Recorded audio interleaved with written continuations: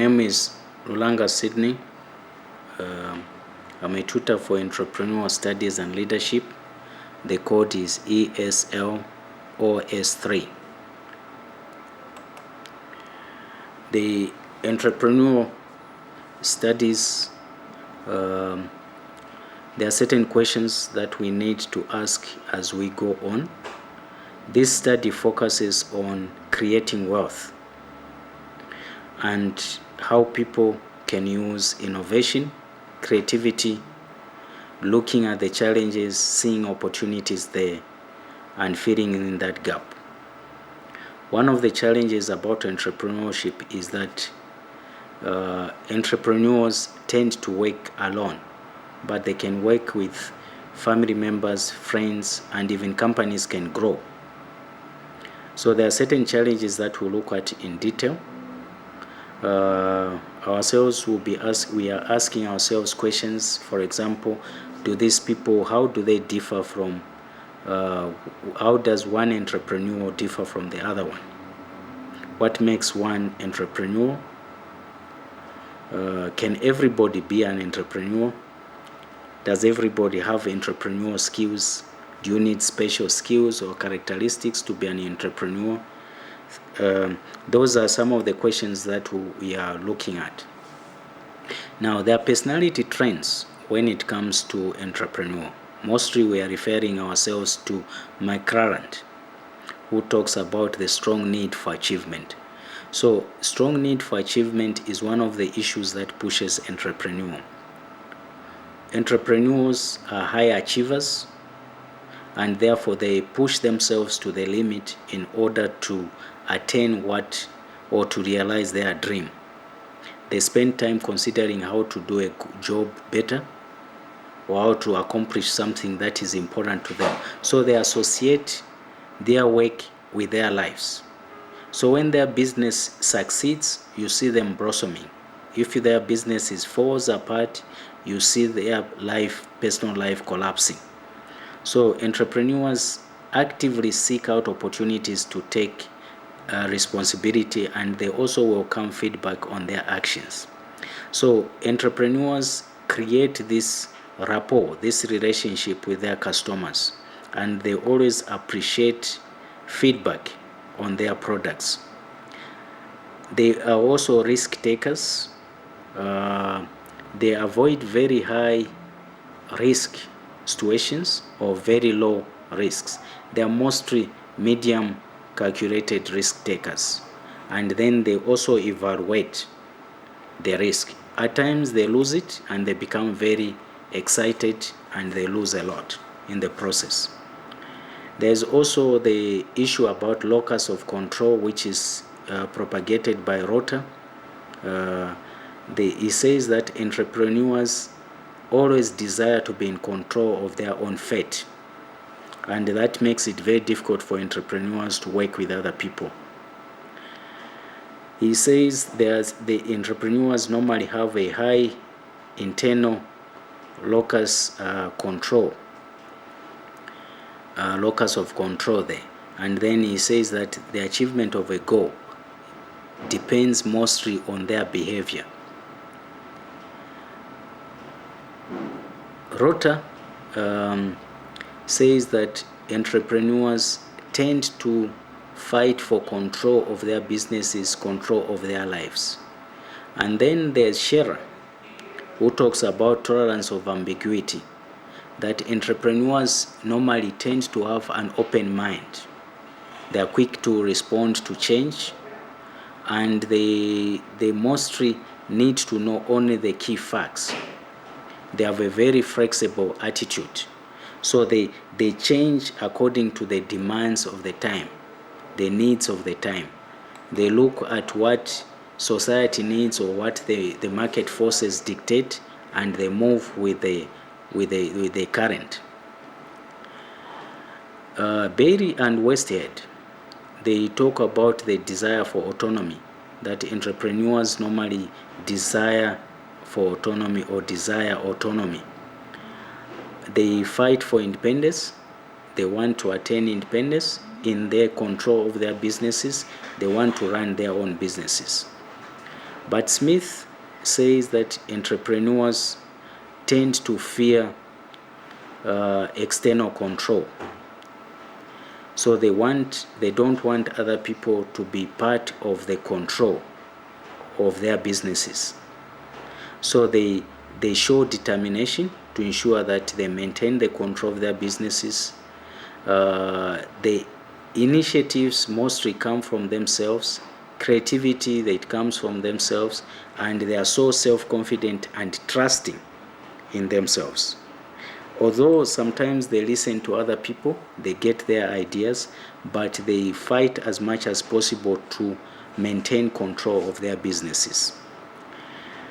Then Shell, Highworth, and Brenly, they talk about opportunity recognition and opportunity that entrepreneurs are mostly opportunistic.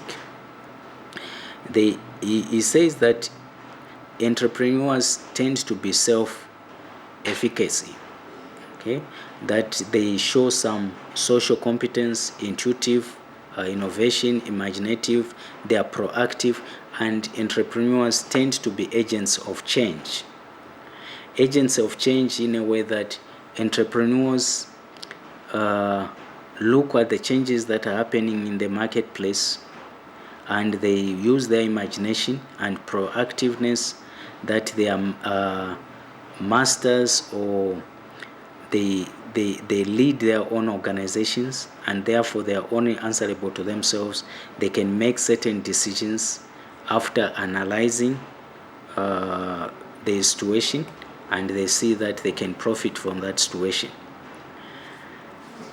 The personality approach, the observations have been that some personality traits can be acquired by certain people, and certain entrepreneurs tend not to have similar traits. So there are certain personality traits that differentiates entrepreneurs from one to the next. And then there are also certain traits, for example, high energy, emotional stability, which seem to be part and parcel of entrepreneurs. However, there are certain entrepreneurs that do not possess all of the ideal personality traits. The validity and reliability of personality skills are therefore questioned. Entrepreneurs don't tend to be the same, and therefore there is the issue of gender, age, social class, nationality, education that brings about a difference in entrepreneurs. The environment and cultural influences also tend to distinguish entrepreneurs from one to the next. There's also the entrepreneur decision making, which is based on the interaction on main factors, for example, motivations, stage in life cycle, personal economic context. Those tend to differentiate the entrepreneurs. However, there are 10 Ds of entrepreneurs which are found that these crisscross literally every entrepreneur. So entrepreneurs are said to have all these 10 Ds. The depth, how they go about them may differ, but all entrepreneurs tend to share this.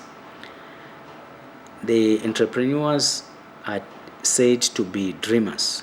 All entrepreneurs are said to be dreamers. They are said to make decisions, to be decisive. Otherwise, the business will not peak, will not continue. They are doers. They are determined. They are dedicated, devoted. They like detail. Destiny, the direction of the business is very clear to them, and then they look for money, and then they distribute their services or products accordingly. Their critical attitudes are attributes for success for entrepreneurs. For example, entrepreneurs tend to have the ability to get on with other people. They are very social. That's how they grow their business. That's how they start their businesses. And that's how their businesses tend to have a future or a life. They also have this judgment, personal judgment. They are able to see and make certain judgments about business, about other people, about competition, and they're able to realize that this type of product, they're able to see whether the product has life or doesn't have life. Could this sell or could not sell? Then they observe a lot. They have these observational powers. They may be able to see certain things which some people may not see or may tend to ignore. They are full of imagination, which brings about creativity and innovation, and a number of them are computer literate. There's also the professional marketing qualification. They are able to market their products. Now, this qualification does not talk about academic qualification, but they are able to look for the market, identify the market for their products. And then they are able to present themselves, verbal ability, they have self-confidence, they are articulate, and then they are numerically able. So entrepreneurs, a number of entrepreneurs may not be accountants, but they will know when their company is making a loss or making profit. There are also attributes that are needed or desired, and they can also be acquired for entrepreneurs. One of them is commitment and determination. Every entrepreneur should be committed, should be determined, in a way that in the area of decisiveness, entrepreneurs should be able to make decisions. They should be able to stand by their decisions. Taxinity, they should be able to defend their decisions, and they should be able to commit themselves quickly. They should be disciplined. They should be persistent or consistent in problem solving. Methods of making decisions, ways of thinking should be consistent, and they should be able to undertake personal sacrifice. There is also the issue about leadership. They should be self-starters. Entrepreneurs look after themselves. They see an opportunity, they dive into it, they take the risk. They should also be able to build teams and also bring out heroes from zeros. They should also be able to share the wealth. They should be people of good standing in society. Here we're talking about integrity and reliability. And they should also be thinkers. They should also be learners, superior learners, and they should also be teachers, coaches, mentors. There's also the issue about opportunity obsession. They should look for opportunities and make good of those opportunities. So they should have intimate knowledge of customers' needs. They should be market driven. They should be obsessed with value creation and enhancement. Another thing about entrepreneurs, what is expected of them, is that they should be tolerant of risk, ambiguity, and uncertainty. They should calculate risks. They should share the risks, minimize the risks, and then they should tolerate uncertainty and stress. And they should be able to solve problems and integrate solutions. The other thing about entrepreneurs is that they should be creative, they should be self-reliant, and they should be able to adapt in a way that they should be creative thinkers, lateral thinkers. They should be open to different suggestions, different thinkings, and they should be able to adapt and change, and they should be creative problem solvers. Entrepreneurs should learn very quickly, and they should rely mostly on own judgment. They can consult, but they make decisions, and they should avoid fear of failure. The other thing that is expected of entrepreneurs is that they should have the motivation to excel. They should be goal-oriented or result-oriented people. They should have low need for status and power. They should be aware of weaknesses and strength of themselves, their teams, their businesses, and work on them.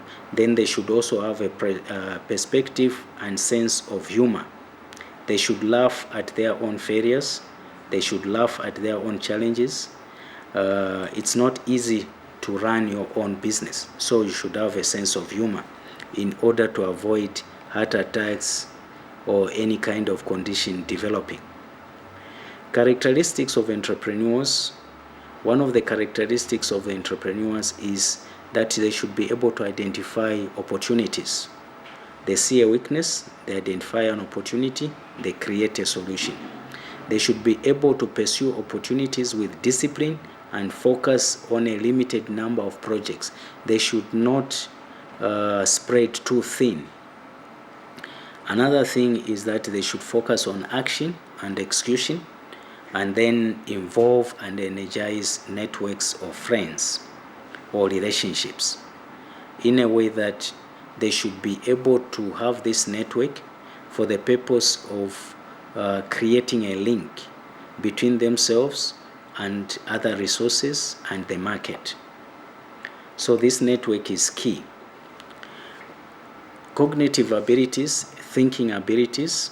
Entrepreneurs should be able to get certain information, acquire certain information, and be able to disseminate that information. They should be intelligent and be able to use the acquired information intelligently in a way that is they should be able to articulate or process that type of information that other people will be able to use it. And then they should be making sense in most of the things that they say, in most of the things that they do. The entrepreneurs should be able to learn and be able to understand different situations and be able to adapt. They should be able to implement and improvise and demonstrate an autonomous behavior, experimentation, reflection, and action. In conclusion, what we have realized in this course is that entrepreneurs do not perceive themselves as being more predisposed to taking risks than managers. Entrepreneurs tend to categorize situations as having strengths and opportunities because of the positive attributes that they have. They tend to be more receptive, more proactive, and understand situations, offer opportunities or solutions, and make good of them. Then we have also learned that entrepreneurs tend to interpret data in a more positive way than managers. They look at strength versus weaknesses, opportunities versus threats, and from that they are able to make good out of it.